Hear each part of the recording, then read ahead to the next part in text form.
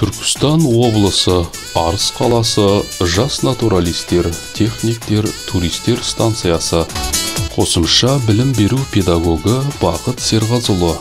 Бүгінгі қашықтықтан оқыту сабағымызға қош келдіңіздер. Бүгінгі сабағымыздың тақырыбы белгілі бір бағытқа, жорыққа, серуенге, экскурсияға шығу.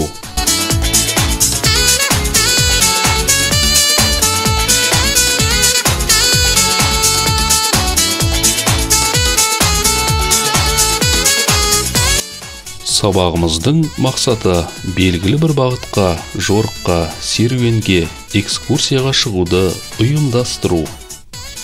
Сабағымыздың барысы туристік саяхат нысандары, серуендеу мен экскурсияның айырмашылығы, өлкетану бағдарламасының аясындағы экскурсиялар, туристік жорықтардың ерекшеліктері.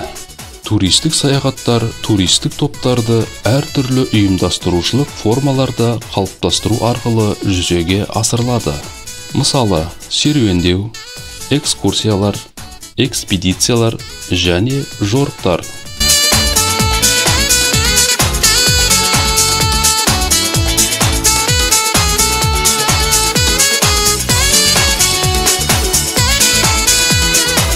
Серуен туристік өлкетану бағытының ең қарапайым түрі.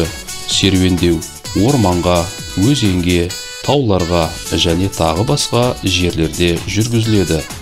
Олар арнайы шығындар мен арнайы туристік жабдықты қажет етпейді.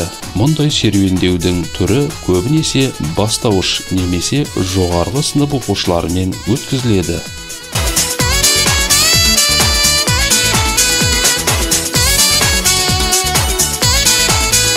Экскурсия бұл білім беру, оқу тәрбие, ғылыми немесе ойын-сауық мақсатындағы көрнекті орындарға ұжым болып саяхатқа бару.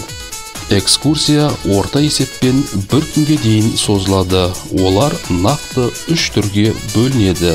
Мысалы, табиғатқа, экономикалық қызмет саласына, мәдени қызмет саласына байланысты экскурсияға шығу.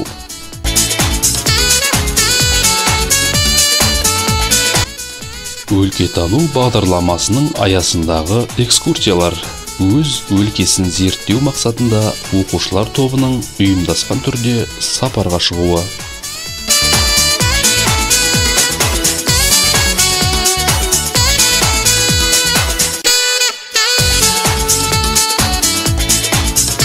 Жорықтар бұл белгілі бір маршрут бойынша қозғалыстың белсенді түрлерін пайдалана отырып туристердің ұйымдасқан тобының саяхаты. Жорық барысында мынадай табиғи кедергілерді еңсереді. Мысалы, тау асуларын, үңгірлерді, жазық далалар мен орман тоғайларды.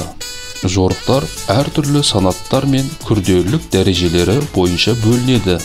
Өз кезегінде сапардың мақсаты мен шарттары, материалдық мүмкіндіктері мен жорыққа қатысушылардың денсаулық жағдайы мен жасы мен мәдени деңгейі мен сондай-ақ топтың материалдық техникалық базасымен анықталады. Жорық қиындықтарды жеңе білу қабілетін дамытып қана қоймай, адамдарды ұжымдастыру мен өзара көмекке үйретеді. Оларда тәртіп пен сенімділік артады. Туристік жорық пен экскурсияның басты айырмашылығы.